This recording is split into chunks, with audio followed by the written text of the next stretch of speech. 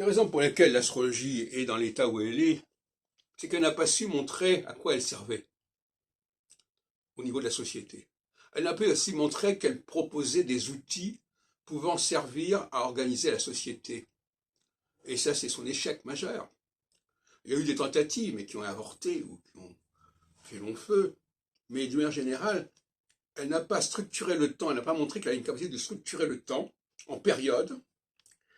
Le travail d'André Barbeau, c'est ce graphique comme ça, bon, on ne sait pas très bien ce que ça donne, c'est pas très précis, le point de départ, le point d'arrivée. Non, mais c'est bien d'une certaine manière, parce qu'il y a un processus de fluctuation. Mais de toute façon, les fondements même de ce cycle sont absolument délirants. Cette façon de combiner des planètes entre elles, ça ne correspond à aucune réalité astronomique. Et donc, en plus, utiliser des planètes qu'on ne connaissait pas avant le XVIIIe siècle, c'est un anachronisme total par rapport à l'histoire de l'astrologie. De toute façon, il faut dire les choses comme elles sont.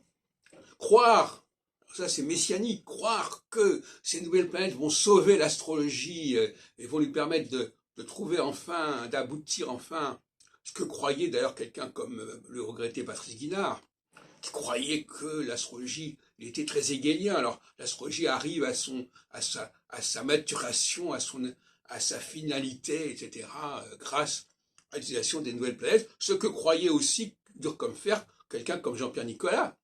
Le système solaire doit être pris dans sa totalité, et tout est là, et si on ne le fait pas, si on n'a pas une conception, une appréhension complète du système solaire, ça n'est pas de la bonne astrologie. Bon, or moi je pense que c'est exactement l'inverse.